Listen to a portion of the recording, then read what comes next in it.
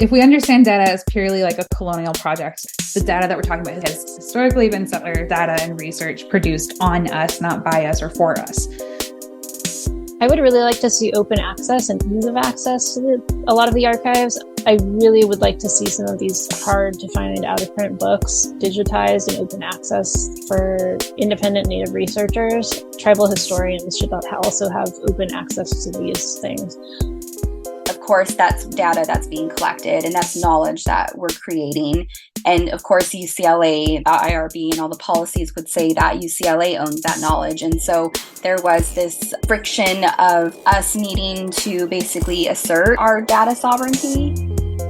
I'd never once published any transcription of the songs that we've done through my research. For a reason, I want to mitigate the risk of appropriation. And this is the main reason why we want to get the songs back, meaning full control, taking them out of circulation, taking them out of those archives. Welcome to Challenging Colonialism, a podcast dedicated to amplifying the voices of Indigenous California. An important note from the start, the producers are two white male educator academics, and these are not our stories. This podcast centers Native voices, and our intention is to highlight the significant work being done by Indigenous communities to challenge ongoing colonialism and to broadcast information about the resistance and resilience of Indigenous California in the past, present, and the future. In this episode, you'll hear from Native scholars discussing intellectual property, research methodology, and Indigenous data sovereignty. This episode, featuring Washayo Elvitre, Sedona Goman-Shulsky, Robin Gray, and Carolyn Rodriguez, brings many of these issues together with discussion of who owns and controls the data that results from research, whether that research data was or is collected ethically or not, by whom, and for what purpose.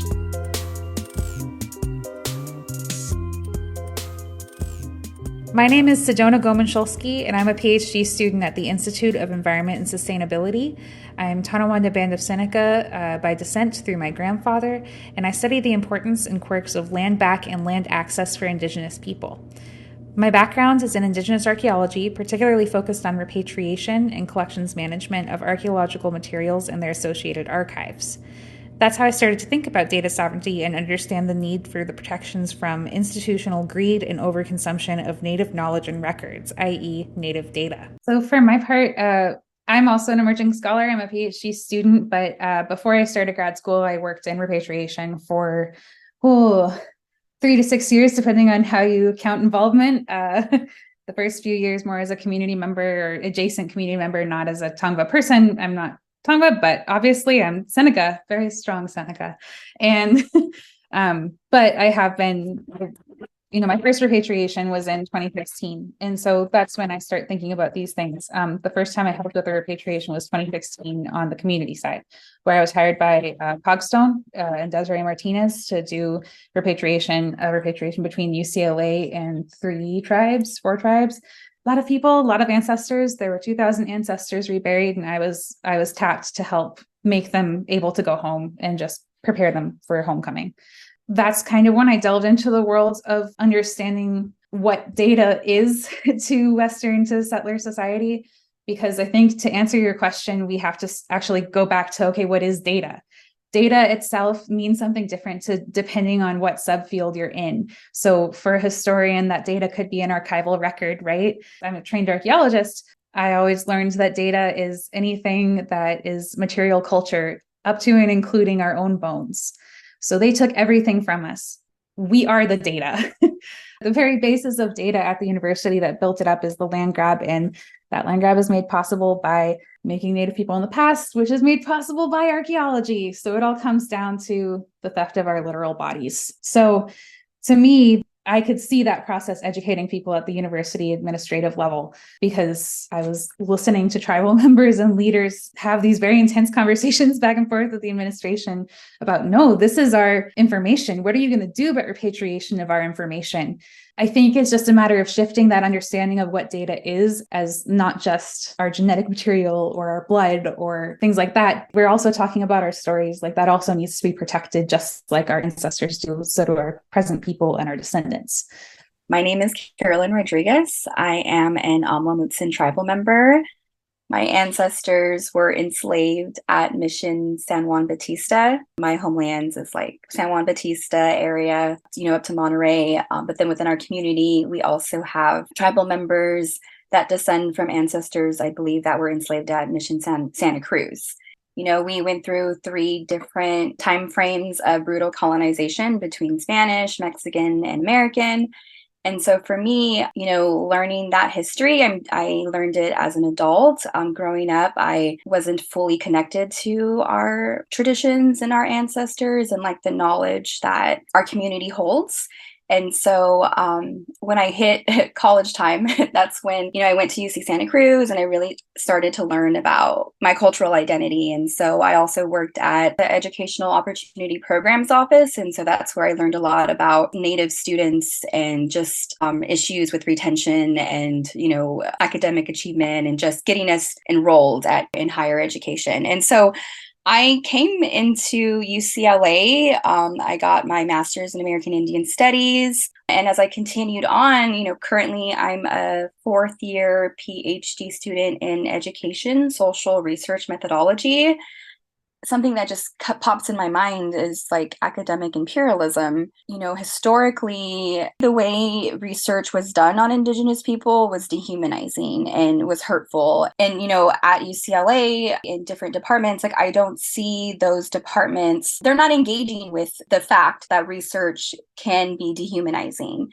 When we're approaching this type of data collection with Indigenous people, our, faculty making the changes in their practices, and are they teaching that to the next generation of researchers and scientists, or are they just continuing the historical colonial violence of research? There can be different data policies at the UCs. Sometimes it's cloaked in copyright law or copyright policy, where the university will say, if you are employed by the university, your intellectual knowledge, you're producing this for the university, ergo, this is the university's property. You can't take your research with you to another institution. And none of those things that I've seen have included social scientific data or humanities data, or archives or records. Like none of it has included that. It's all been about biomedical stuff and things that make money. To me, Indigenous communities have always had the right to like their own way of life, their own knowledge, their own culture, like their traditions, their songs and everything. And, it wasn't until when colonizers arrived when they said, oh no, we're in charge now. So to me, it kind of goes back to this power dynamic. Colonizers were the ones that came in and said, everything that you know no longer matters. It's no longer valid. It's kind of like our knowledge and everything was looked down upon, like it was not considered worthy. And I feel like as Indigenous people, we are worthy. We've been worthy. It's just like within the society that we live in today, we have organizations, institutions, people in power that uphold the structure of colonialism. It's important for community members and people to control their own data just as much as it's important for tribes on a larger scale. There's different ways dispossession comes about. Data historically has been a main support system for the dispossession of Native peoples. If the goal of Native studies as a field is to turn that and make research helpful to Native communities and important for Native communities' survivance, then we need to have control over the data itself. Hello, my name is Wishoyo Alvitre. I am a Tongva comic book artist and illustrator and writer and a few other things. Growing up in a house that was subdivided into Indian Center on the weekends and having a father that was doing research work during the week probably subliminally sort of set my mind into wanting to know more about our history and wanting to sort of collect these things in academic papers. Growing up, I didn't really pay much attention to it. I wasn't like on my dad's lap, like, looking at these things. I was a kid, but as I got older and then I started sort of asking my dad questions about our heritage, about things that he knew and how he knew them. And then these stories started forming like, oh, well, how did you get this document? Oh, an anthropologist or a friend of mine on this one job, he happened to, find this thing and it was pertinent to our tribe. And so he ran a photocopy off for me or gave me this book or gave me this paper. And it wasn't until I really started digging around in these things and finding some of the things available online, but also finding some of the things only available in like reference libraries, where you'd have to actually go in within the collection, like at the Huntington. Did I realize so many of our things that were collected kind of without our permission are being held in these places, and they're not accessible to us easily. You know, a lot of the material has been digitized in my lifetime, particularly in the last about 10, 15 years. But that wasn't an option for my dad. It was so rare for him to actually obtain anything. Most of the time it was a friend that was either an archaeologist working on a site, or a friend in academics, non-native usually, that would sort of be like, oh, I have this paper. If you want a copy, I can get you a copy. But it was all very underhandedly done, like, almost like black market type of stuff. And it shouldn't be that way. They were collected from our people, as some of the very last survivors were telling those stories and being willing to sing ceremony songs, like on wax cylinder recordings, things that many people within our tribal communities weren't even privy to hear. Understanding data the way that we've been talking about it, if we understand data as purely like a colonial project, the data that we're talking about historically has been settler data and research produced on us, not by us or for us. If we think about it that way, you can think of something like an ethnography that a settler wrote, like Harrington, for example, or over in our territory, Morgan, Lewis Henry Morgan. Those lead to maps and data and things about us that led to directly our dispossession. So data collection and research has always been a colonial project. We're trying that Native Studies has grappled with a lot, actually, since Native Studies inception. I'm sure there's been people dealing with, how are we going to turn this research on its head and make it for us and by us instead of on us? I do remember when I was an undergrad, there was another graduate student, like she was like probably at her dissertation level. And I remember her sharing her experience of her community and tribal songs and how they were on these wax wheels, and how they were being stored at a university. And it was like a huge battle to basically get access to just hear the songs.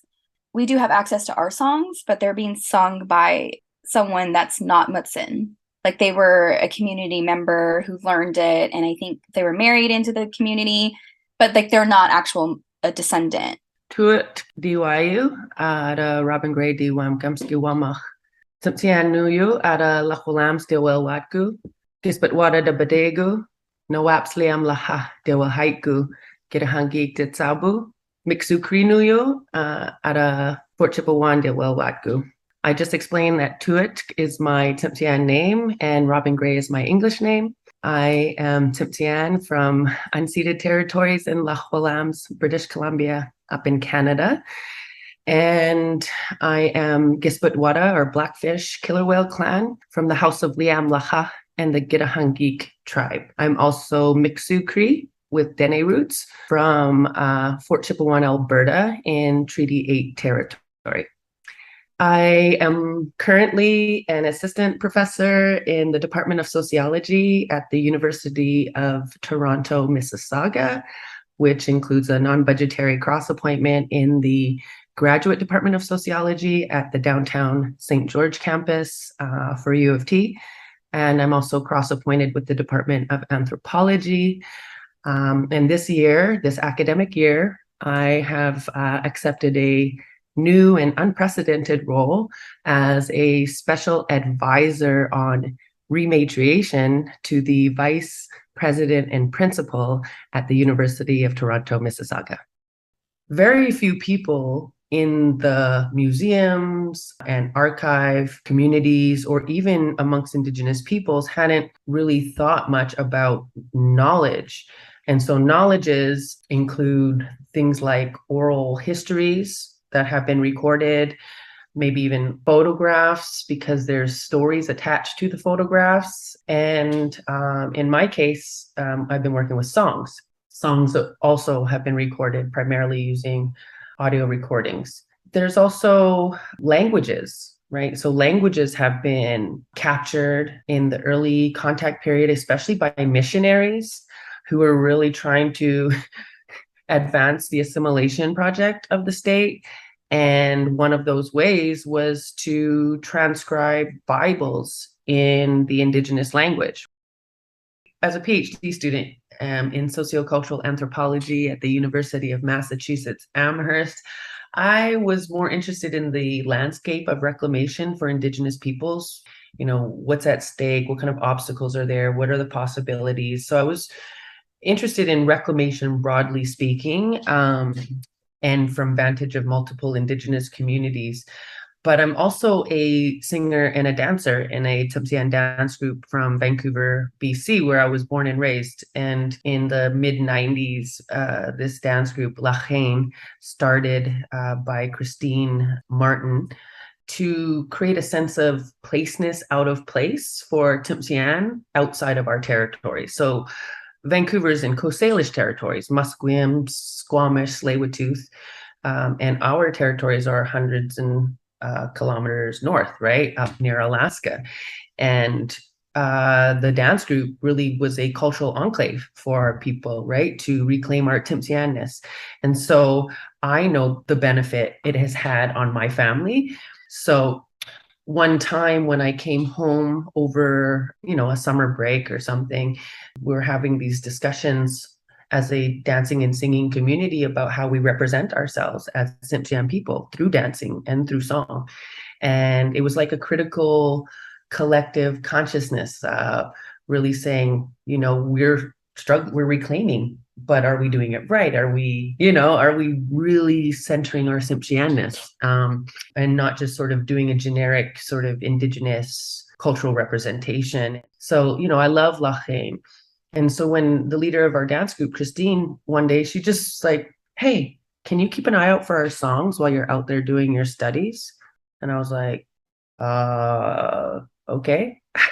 I don't even know how to look out for songs. How does one look out for songs? And I did the instinctive thing, go to Google, put in Tsimshian songs and see what happens, or go into the academic research databases and do the same and see what happens.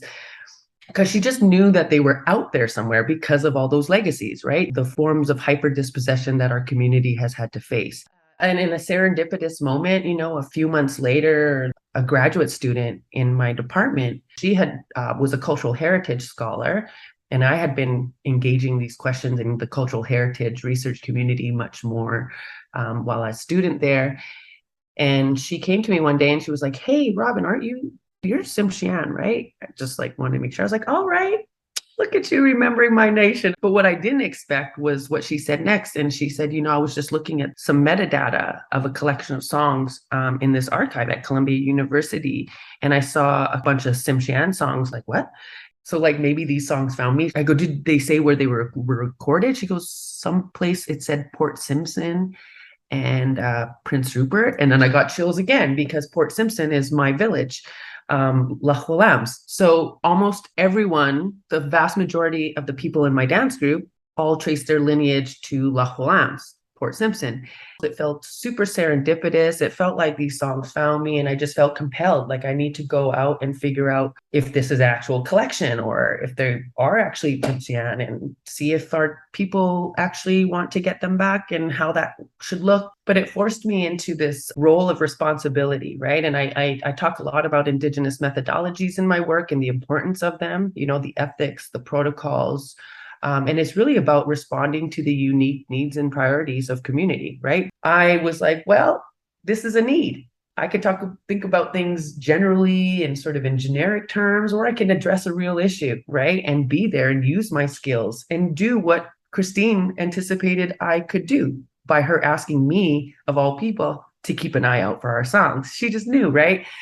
So in 2012, that's when I reached out to Columbia University, got the ball rolling, went up there to the archive. In that process, we were able to discover that although there were about 41 Tsimshian audio recordings listed in the metadata, we had to figure out who this Laura Bolton lady was, and how the collection even got there, how the Tsimshian songs became caught up in it all, what the perspective of the institution was around ownership and control. And from Columbia's perspective, they owned it. They're like, we own these songs, and anyone who wants to access them must seek the permission of the director of the Center for Ethnomusicology. Anyone who wants to publish or transcribe the content of the music therein must also ask permission. And they were very, very explicit about that. So that sort of compelled me to start thinking about a research paradigm that would help bring the songs back, but also consider repatriation as a legitimate, realistic option.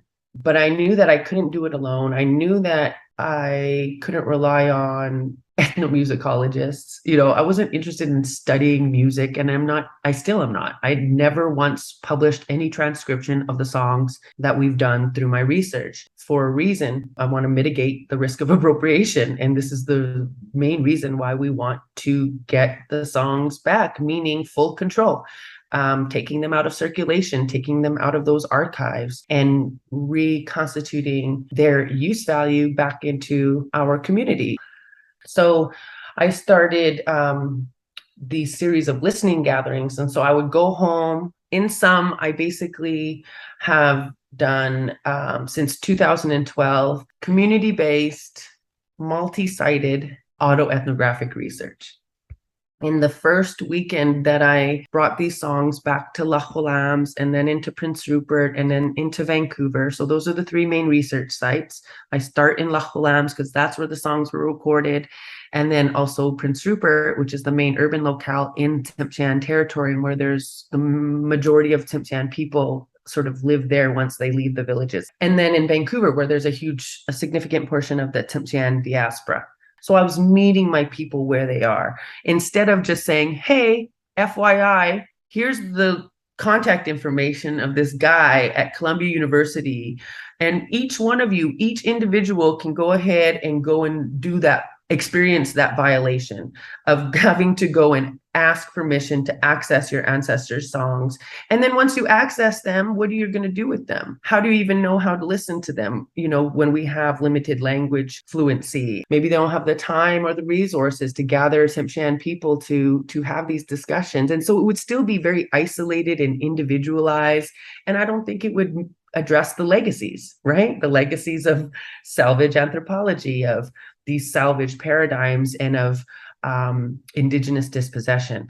And so that was really about access, right? So it wasn't individuals going out of their way to ask permission. And then we did talking circles, which were to think about the question of law and legality around songs. And so that's where we activated our knowledge about our ayal, Tsimshian, which is Tsimshian law, and how we would apply ayal to a repatriation case study. In this case, it's the first repatriation case study my community has ever had.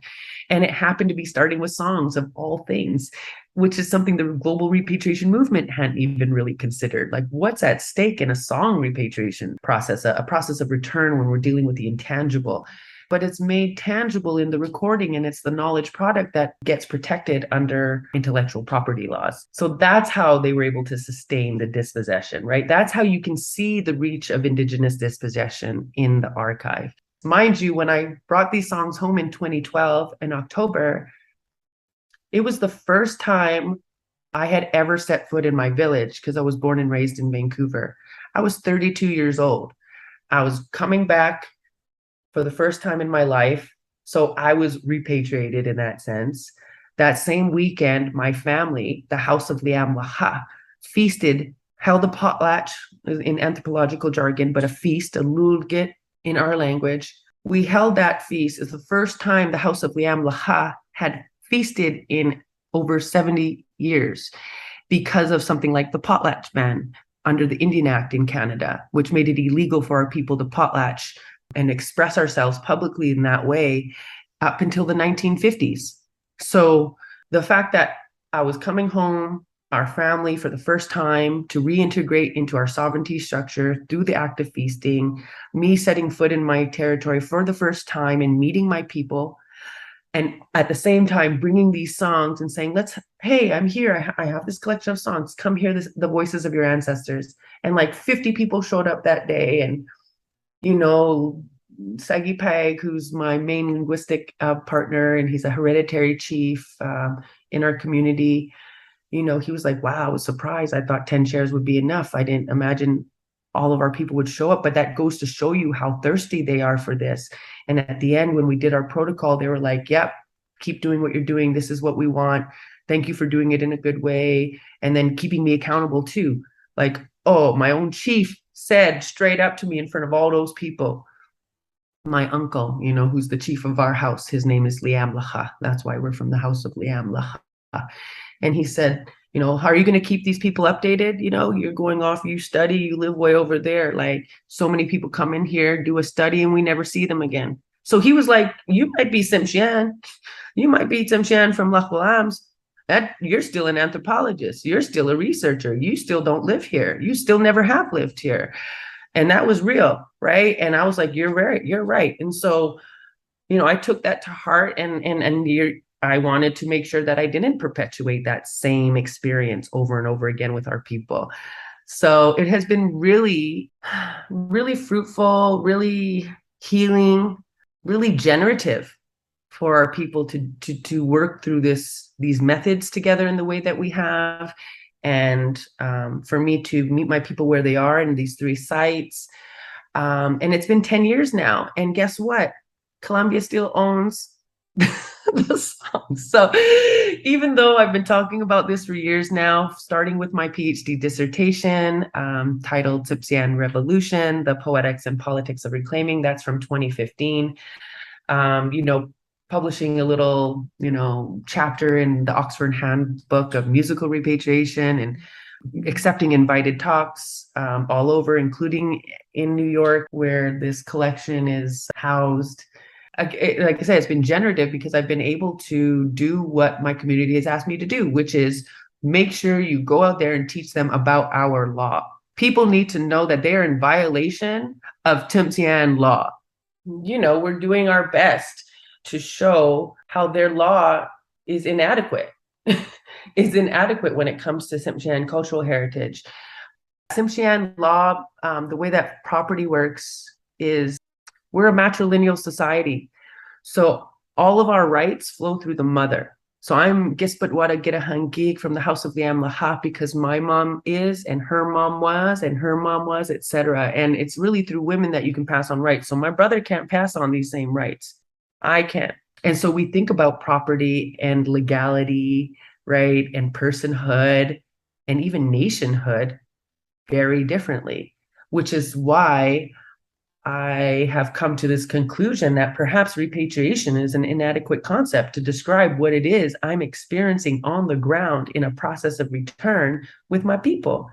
What I'm experiencing is an adherence to those type of property systems, right? A negation of the possessive logics of patriarchal white sovereignty, in the words of one of my sheroes, Dr. Eileen Morton Robinson, right? So it compelled me to say, rematriation is probably more appropriate, because we are like, what does it mean to return property to a society where rights flow through women, where property flows through women as well?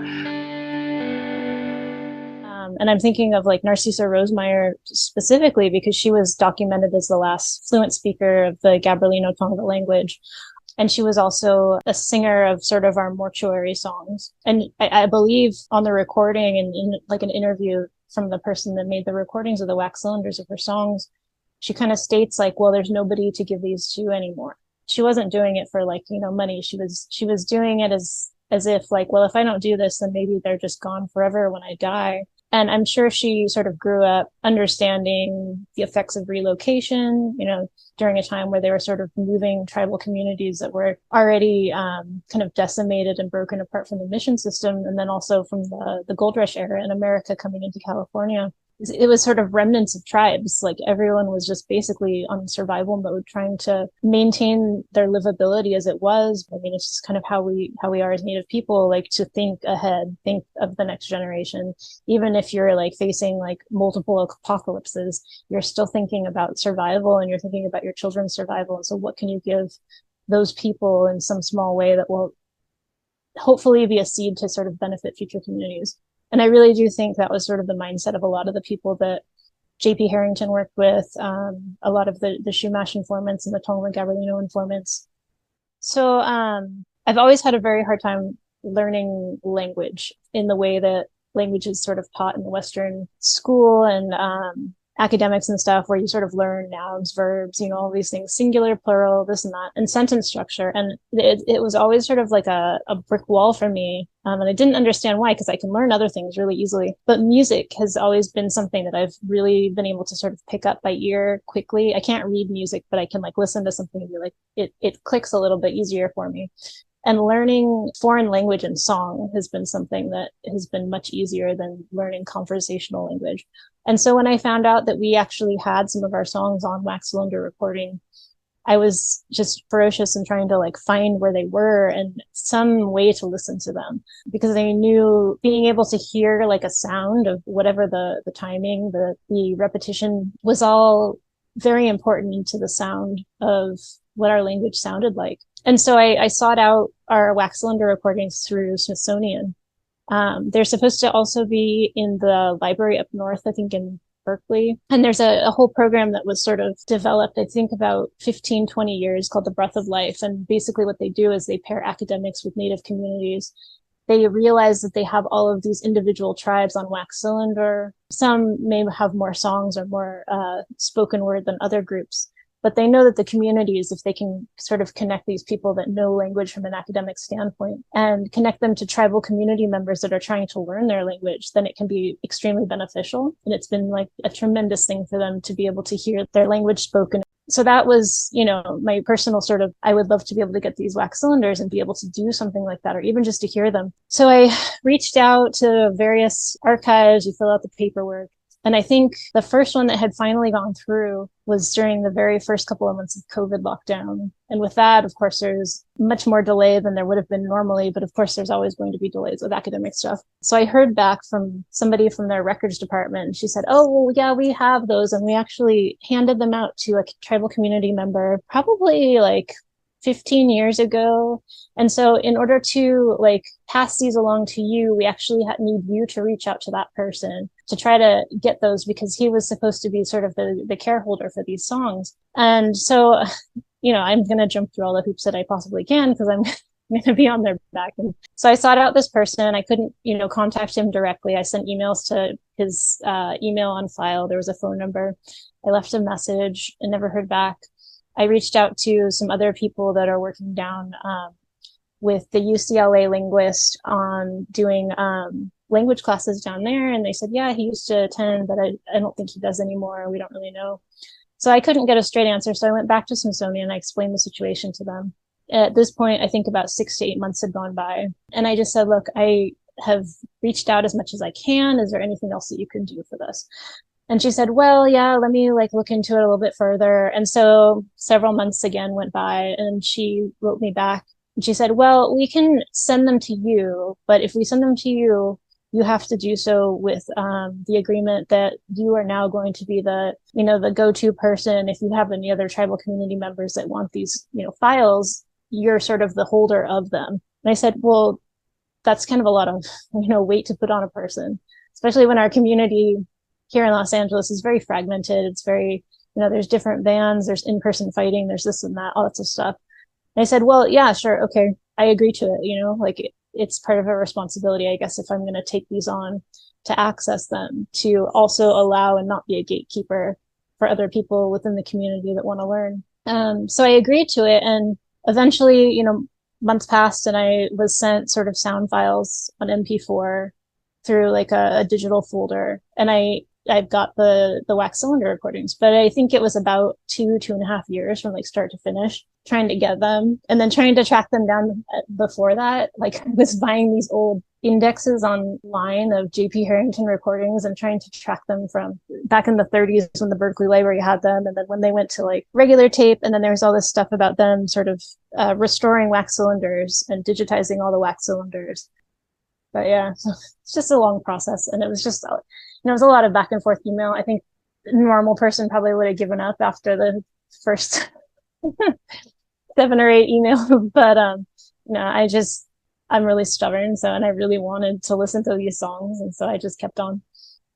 I would hope that the younger generation would want to learn the songs. However, people all are dealing with their own sort of levels of trauma. I always have to remember that on what it is that they can withstand. And because it is a lot of sort of unresolved trauma when you go out and you pursue institutions or academic places, asking for your own things to be given back to you. It's a lot of sort of grief, and it can stir up a lot of different emotions. Like with my dad, he would just get very angry about a lot of it, and for good reason. However, a lot of the time when you sort of present these situations with anger, they're going to shut more doors. And so I've tried to sort of suppress that a little bit for the outcome, and hoping that I can make more progress forward in obtaining these things. Because eventually that's the end goal, like get the things back that have been taken from you, because honestly, they don't have any right to hold them from tribal communities. There are so many different ways that they keep these things away from people, especially if you're in like a community that maybe doesn't have internet access, like a lot of people are. They can't easily just go and download large files and get these things. So I think the institutions are just so far from being aware to those sensitivities of what everybody's going through, whether it's financial, whether it's emotional, whether it's grief and trauma and dealing with it on that end. I mean, even today, without going too much into the dynamics on how families inherit those songs and how they're learned and how they're not just given to anybody, not any particular person that has an interest in learning that type of thing is allowed to learn that. It was something that either a family was known for, and it was sort of within their family line. Each generation that learned it really had to show their previous connected generation, why they wanted to learn those things. Just the customs of treating your dead with respect, and the long processes that we had in dealing with grief and processing the death of a loved one in like a respectful way, but allowing the family to grieve, for a year or whatever was customary during the time. And then also going through and potentially taking their belongings and doing something with those. It sort of varies tribes to tribe and things in California, but there's a lot of similarities to those things. I've sort of studied a lot of the practices and things that people have written about our mortuary ceremonies, and then also our customs of dealing with those that have deceased. The form of, interring your family is based on sort of tradition through whatever religion that your family may follow. It was customary. For us, it's very prevalent. We had one way of dealing with our dead prior to colonization, and very soon after, with the advent of the mission system, that tradition was altered and changed to reflect more of sort of, I guess, the Catholic Christian sort of methodologies of dealing with deceased bodies. So even in something, as simple as, okay, when somebody dies, this is what you do with them, our entire world and how we were able to handle that had changed. And that also goes with, the mission system banning our religion and our ability to sing our songs, our ability to carry out these things that we would normally do as a community, in not only remembering the person that had passed away, but making sure that all of the families that, were impacted by the death had been supported in having food to eat. When you're grieving, it's not something that people aren't just going to go cook dinner for themselves. Our communities used to help feed the people. They would make sure that they were taken care of. I focus on qualitative research in Indigenous education. And so for me, when I collect data, how do I collect data in a meaningful way? At UCLA, I got really interested in working at the Center for Diverse Leadership in Science. And so that organization, it started collaborating with the Amomutsa Land Trust. And through that, I really became learning a lot about water and like the health of water and salmon migration. And for me, I'm learning the Western scientific methods, but at the same time, I'm reconnecting with my cultural identity, and like I'm growing by learning. And so that's where I'm really thinking about knowledge that our community holds and how we tap into that knowledge, especially when our community enters research and when we're using research to learn what our ancestors knew or to validate what our ancestors knew. I see it as Indigenous data sovereignty. We live in this digital world as Indigenous people doing research or just, living our lives. We're engaging in this world. And so our knowledge that we have in our community, if we put that and share that with digital platforms, then we do need to be thinking about our sovereignty over that knowledge. But then for me, I also see data sovereignty as like within my own work, and how when I'm out collecting data, I'm doing interviews, I'm making observations, I'm taking photos. And that becomes data itself. And I store that on my phone. I store that on Google Docs. And so that's, again, this data that I have to think about who owns it at the end of the day, and making sure that the community has the final say of how to store it, where it goes, who gets to see it. It's a private, public, published or not published online. And so it's all about just the just like community wants and needs at the end of the day. And so I have to report to my community of what I do with the data that I collect. I think it's important to talk about in this. I know we're talking more about data sovereignty, but I think it's really intertwined, because everything Carolyn's talking about with universities and where data is produced is largely at these universities and research institutions. All these research institutions started collecting things that became NAGPRA eligible and people. And that's where all that started for Native studies, is our voices, our bodies, our stories, and our belongings. That's the source of the information. And we don't have access to that properly, especially if you're not federally recognized. When you look at it that way, sovereignty, bodily sovereignty, individual sovereignty, tribal sovereignty, all of those things are really wrapped up in how we're able to access that. Repatriation becomes a real big issue to me, as very foundational, because you can't have respect between institutions and you can't have good agreements about ownership over data. You can't have that good relationship building if you're still holding people hostage in museum shelves. So that's kind of where I started coming at it from that. So I started delving into more what Indigenous data sovereignty means. My understanding is that this has been a conversation in the work for at least a decade. In 2019, the Global Indigenous Data Alliance came together. Basically, it's this group of people. It's convened by Maggie Walter, Desi Rodriguez Lone Bear, pulled together a workshop in 2019 that kind of brought together this group. And then Stephanie Russo-Carroll helped make the CARE principles. So it's FAIR and CARE. FAIR standing for findable, accessible, interoperable, reusable, and CARE, collective benefit, authority to control, responsibility, and ethics. I think all of us who work with Indigenous communities and do community work have to confront this issue of data ownership, especially as universities like UCLA and like the UCs at large have been cracking down on their policies about data. Most of those policies are looked at from the non-Native perspective. They're not including the kind of data that Native people have become.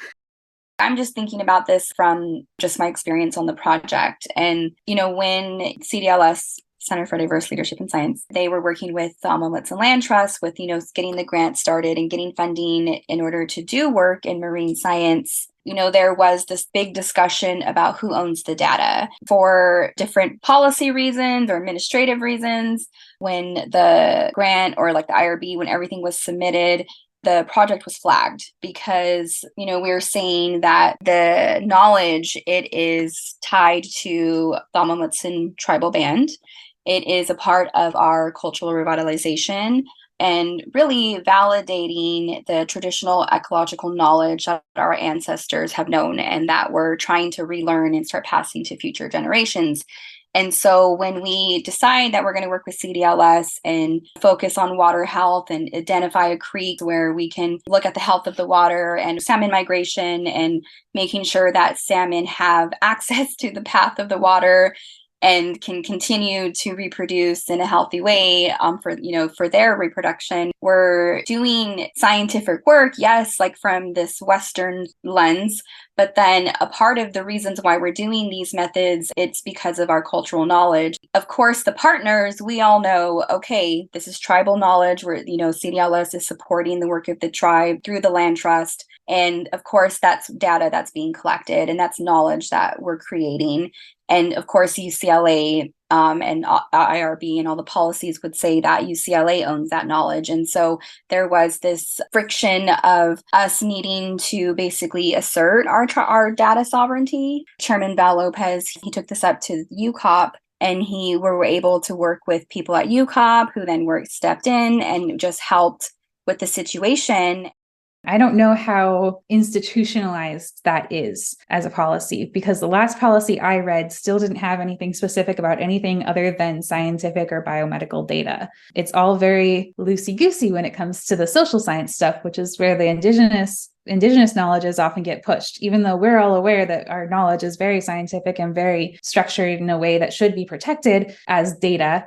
The way administrators tend to understand data is not as our stories or our understandings of the world as the way we present it or historicize that. So yes and no. Yes, very good protections. It is enactable. But I have found that I've had to mention it to people who are doing other projects that, hey, by the way, like, are you thinking about data ownership? Oh, no, but it's NSF, so UC is going to own it. And it's like, wait, no, that's not actually true anymore. Is this written down somewhere? And the answer is no.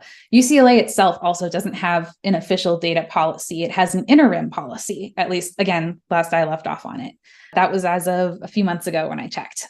I think researchers have to look at the full picture of, okay, I'm going to work with Indigenous community. In my opinion, we should be in relation when we're doing research. It's not just one's in charge over the other. Like, at the end of the day, we have to think about sovereignty and honoring data sovereignty or tribal sovereignty. I've seen publishings of writers saying, and like working with environmental DNA, saying that this needs to happen. We need to be working more with Indigenous people. So I know the conversation is there. I just don't personally believe that it's being taught and put into practice like at the actual levels of when we're doing the research.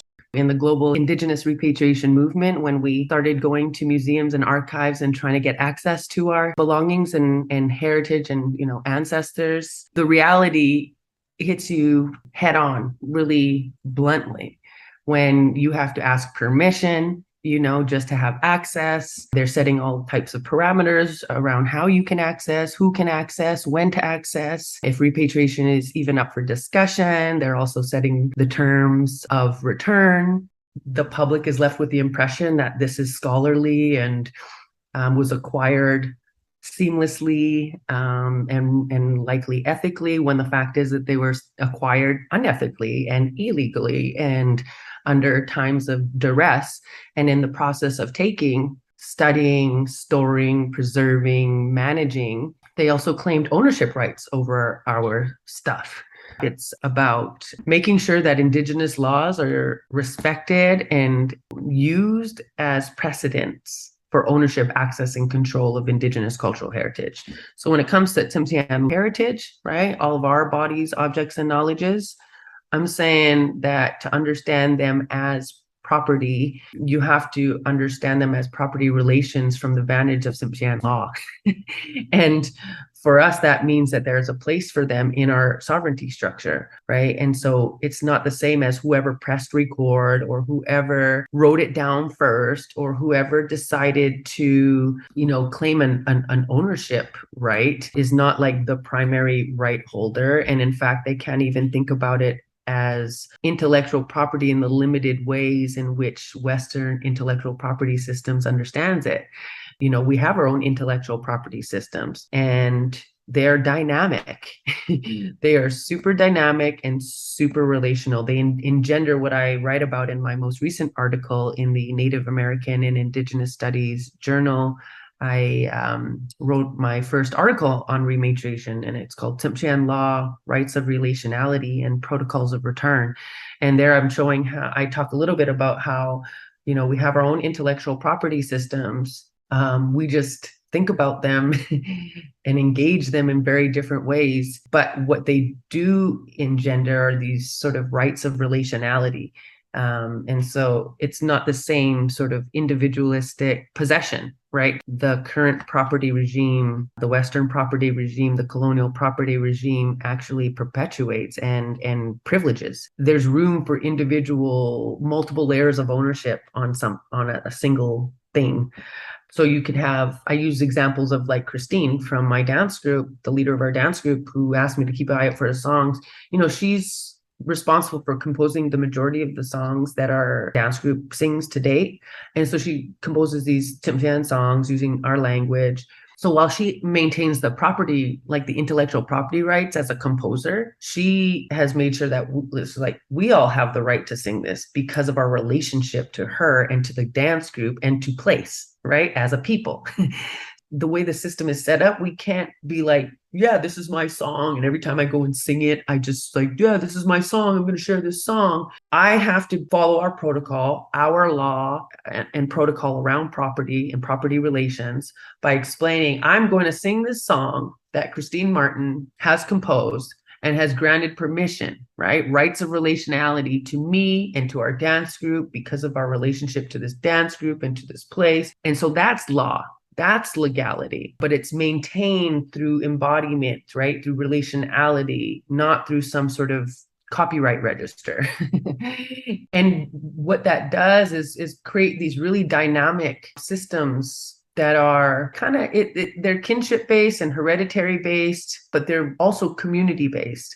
So it strengthens our relationships between other nations. Now I'm on like this advisory council for the Canadian Music Centre because they have this whole repository of songs that are free for the taking, and that a lot of musicians are being trained to go to the archive, find a good song that represents the culture to demonstrate your diversity in your musical repertoire. And so us on the advisory council are going through the catalog to say what things like shouldn't be there. And that's what happens when people just have access to our songs and our knowledges without having to ask permission from the community, without knowing the sacredness of it, what its use value is, where it belongs within the sovereignty structure, like who owns it. None of that knowledge is there, so people can do whatever the heck they want with it. And that's where the misappropriations come in. That's where the harm comes in. We just had a situation a few years back at the Canadian Opera Company. I was involved in some of these discussions because of my work, but they put on an opera to celebrate Canada's 150th year celebration, right?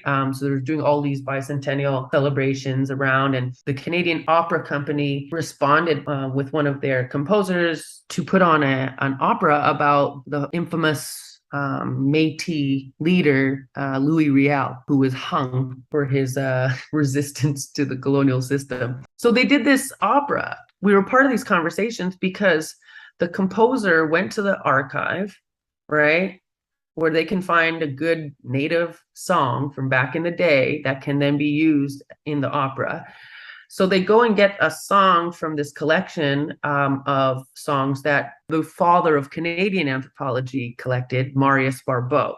So you have Boas and then Barbeau. Barbeau is doing his work up here, and he recorded some pretty sacred songs from Niska peoples. Niska are the neighbors to Tsimshian. Niska, Gitxsan, and Tsimshian peoples we're related. We have similar origin story or a shared origin story, and we have a shared language. We all speak Somalia. We're up around the Skeena and Nass rivers. So this composer, without doing any due diligence, without being required to ask, just getting access to it, ends up putting this song into the opera, and it's sung in the opening aria where Louis Riel's wife is like, it appears that she's singing a lullaby to her baby. It's odd to hear like an Indigenous song in operatic form too. It's kind of weird, like how they just kind of translate it to this operatic form. So no one could really tell. No one would really know. But if you're Niska, you would know. And actually, that's how it came to be discovered, that the song that they were using was actually a mourning song that belonged to one of the houses of the Niska people. Very clear. And it's a very powerful mourning song, time and a place for it, right? Yet they're using it as a lullaby in this play about a Métis leader, a Niska mourning song being appropriated to symbolize this mother-child bonding experience through a lullaby in operatic form. Okay, so just had to give you the context because it's ridiculous, right? People need to be clear on the ridiculousness of it all. Stop treating these things as benign and normal and natural. It's not. And this is problematic for various reasons. That was a breach of Niska law and protocol. And you know what? It's because this whole system allows for these people to just do that. And that's why the archive is a dangerous place when it comes to Indigenous knowledges, whether it's our songs or our oral histories, because they're treated as public domain. They're up for grabs for anyone. And then that's where the misappropriation, the misuse, and the harm gets perpetuated. So yeah, we were part of those discussions, and the NISCA got involved, and they signed a modern day treaty. So they had self-government representatives come and be a part of it. And they were like, no, take that out. What are you doing? They're like, oh, it's too late. And the play's already on. And instead we'll have these conversations and we'll let you do like this opening thing to, it was really, it's that type of stuff that just, I have low tolerance for. And I need other people to have the same level of low tolerance for, right? Come on board if you really care about humanity and equality and all of that stuff, and you use these important words like social justice and reconciliation and decolonization. I need you to stop talking about it and being about it.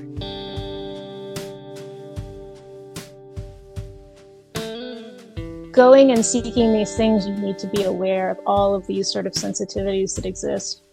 And in the work that I've done, I am trying to move forward in a positive way by accessing these institutions in my own capacity, and also holding them back if they sort of encroach on my personal space or our tribal community protocol, or in reciprocal respect in those relationships. I've been very fortunate to so far have pretty positive interactions with these places.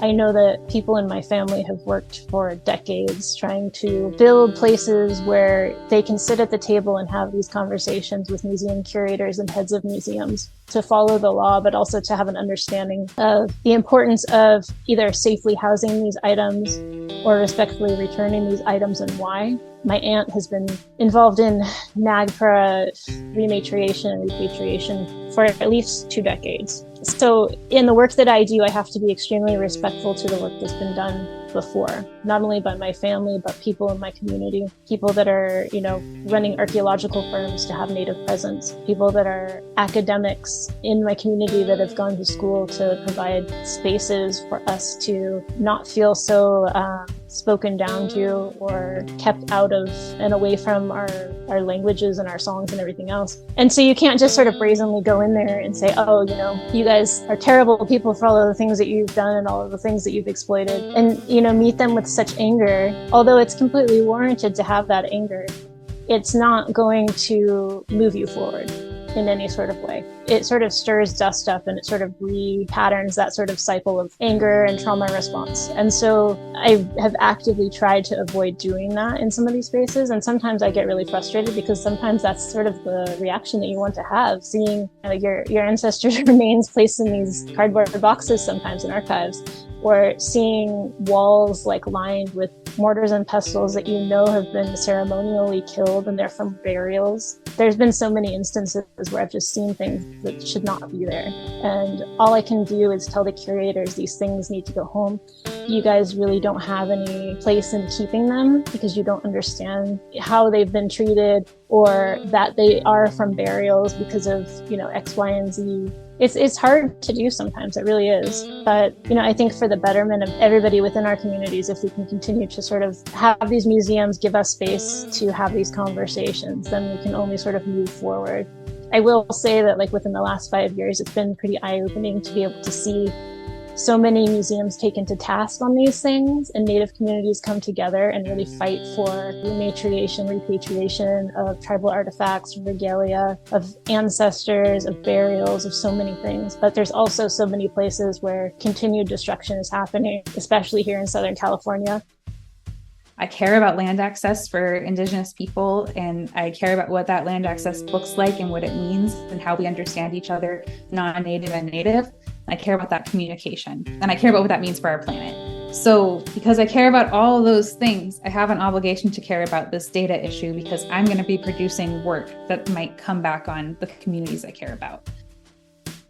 We've been doing the research, and of course it's bringing up all the scientific knowledge, but again, spiritual knowledge, ceremonial knowledge that's private to the community. And I think that I'm so happy that that's where we're at. And even though it's a struggle that we had to go through that, I hope that it continues to open the door for future tribes. And so that way it's easier for us to assert our data sovereignty.